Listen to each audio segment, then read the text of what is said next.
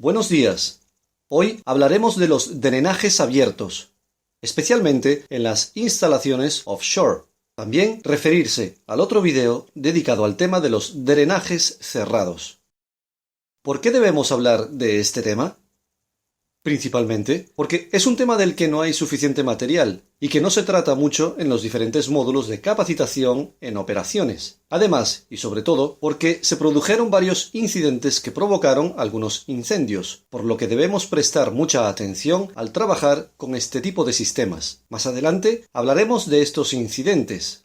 Por eso, es importante conocer bien el diseño del sistema de los drenajes abiertos, las buenas prácticas que debemos implementar en el sitio.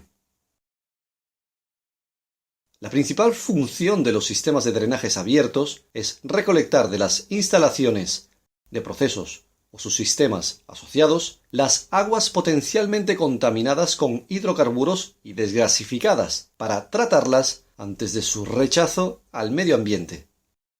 Los drenajes abiertos pueden recibir aguas residuales durante el funcionamiento normal de las instalaciones, producción o mantenimiento de aguas provenientes de goteos, tomas de muestra, lluvia, etc.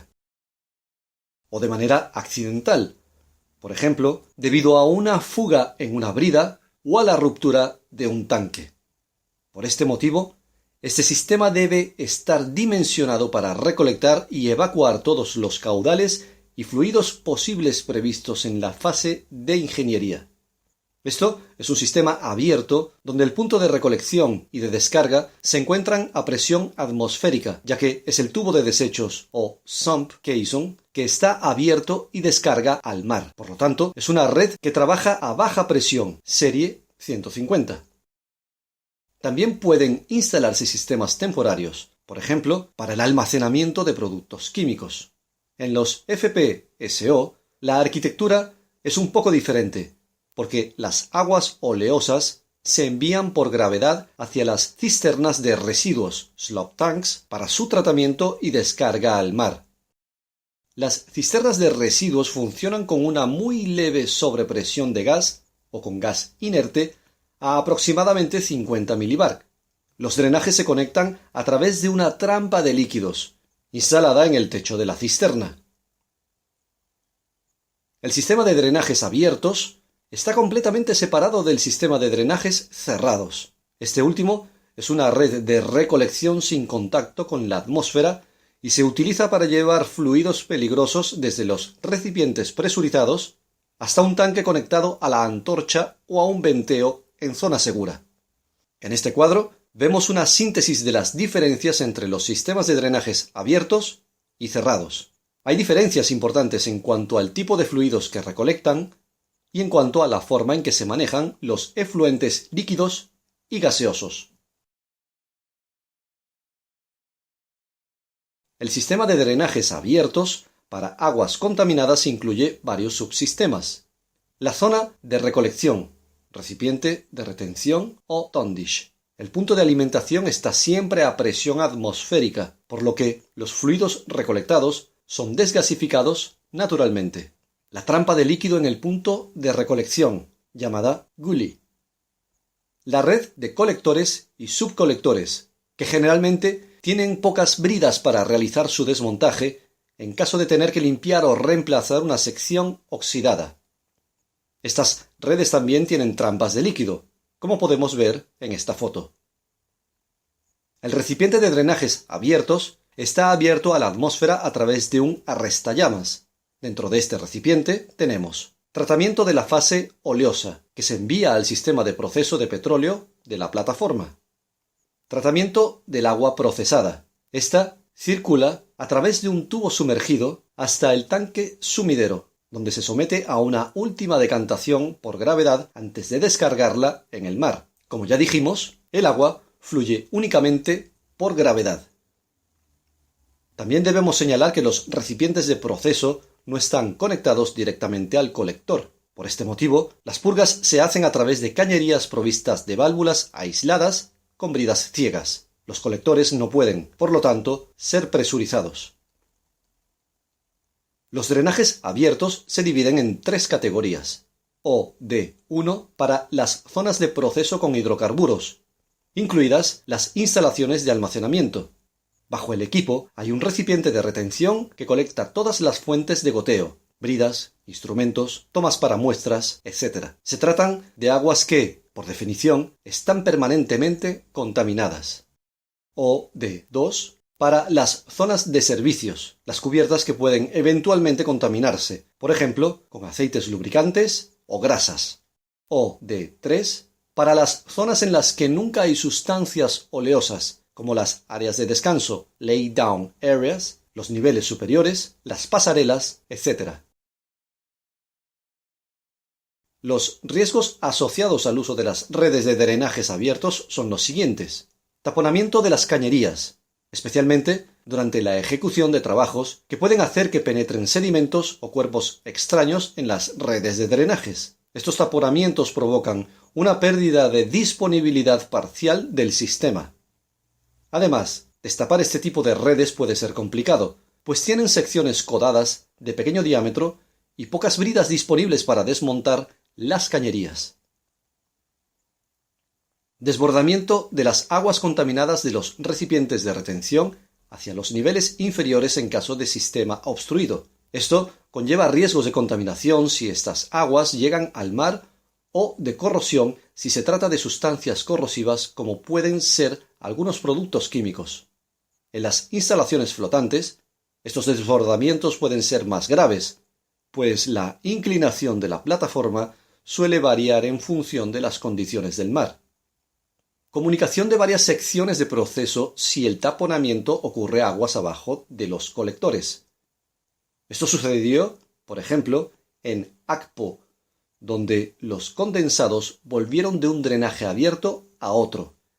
En este incidente, la válvula aguas abajo de la red estaba cerrada debido a una parada de emergencia de nivel 1, ESD1.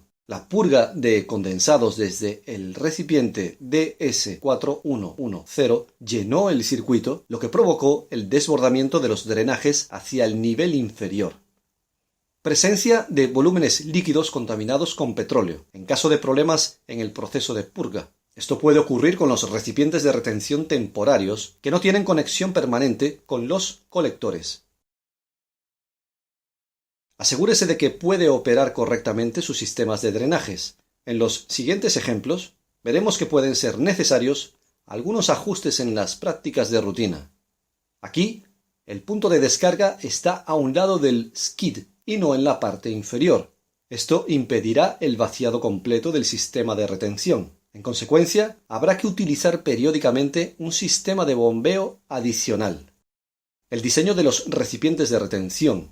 Si su tamaño no es suficiente para contener importantes volúmenes, puede ser necesario hacer algunas modificaciones en la fase de producción, como, en este caso, levantar los bordes.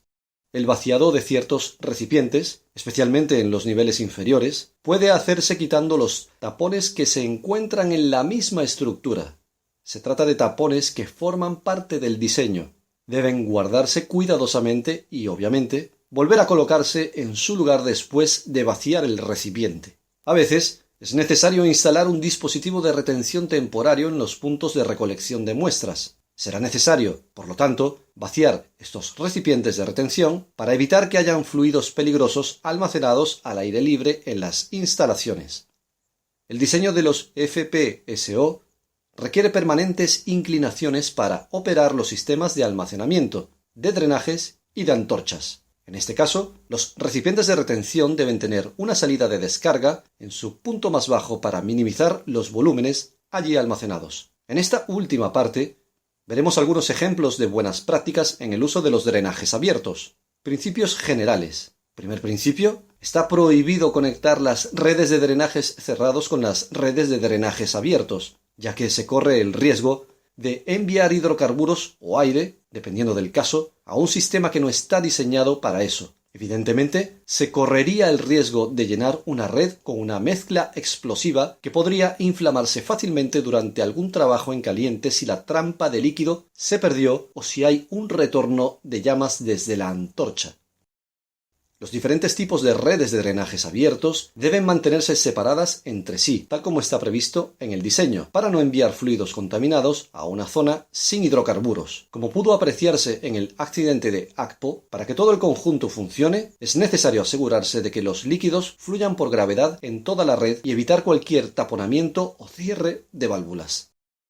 En cuanto a las prácticas habituales, en la fase operativa de rutina, mantener limpios los recipientes de retención, sin presencia de sólidos ni acumulación de líquidos que podrían estar cargados de hidrocarburos. Atención, los drenajes abiertos no son recipientes de basura. Recuerde también que, si se produce una lluvia fuerte, los residuos sólidos serán arrastrados a los drenajes por el flujo de agua. Por eso, es necesario quitar los residuos y desecharlos en recipientes de basura, como se muestra aquí.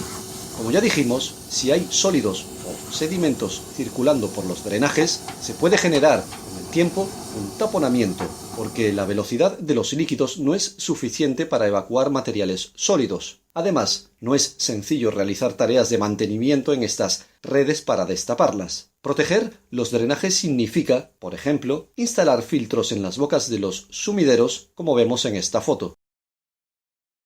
Es necesario controlar periódicamente que haya líquido en los sifones, porque el agua allí suele evaporarse con el tiempo. De manera periódica, deberemos controlar con una simple prueba de circulación de líquidos que los drenajes no estén obstruidos. Además, en época de lluvias intensas debemos comprobar que haya una buena evacuación de las aguas.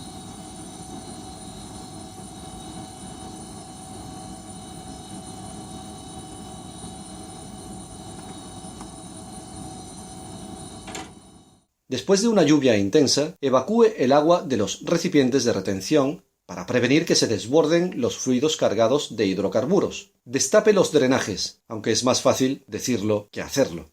Bombee periódicamente el anillo de petróleo de los tanques sumideros y recuerde añadir bactericida para evitar el envío de bacterias del agua de mar hasta las instalaciones de proceso. Controle visualmente el color de las aguas residuales sobre el punto de descarga. La iridiscencia puede ser un signo de que el tanque sumidero está lleno de petróleo. No tire productos volátiles por los drenajes abiertos, ya que los vapores que desprenden podrían resurgir en otra sección del proceso donde estuvieran haciéndose trabajos en caliente. Para los recipientes de retención no conectados a la red, es necesario un sistema de vaciado operativo con bombas, mangueras, tambores, etc. Si se utilizan mangueras provisorias, hay que controlarlas periódicamente para verificar su integridad.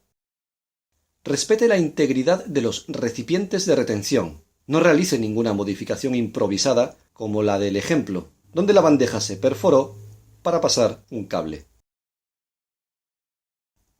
En fase de trabajos, si se realizan trabajos en caliente cerca de los recipientes de retención, habrá que taponar los puntos de recolección para evitar que se liberen vapores peligrosos hacia la zona de los trabajos. Hay que colocar un dispositivo simple y realizar un control eficaz para no olvidarse de quitarlo al concluir los trabajos. Estas prácticas están incluidas en el marco del FOMS, Field Operations Management System, o Sistema de Gestión de la Unidad de Producción, en la sección Prácticas Operativas.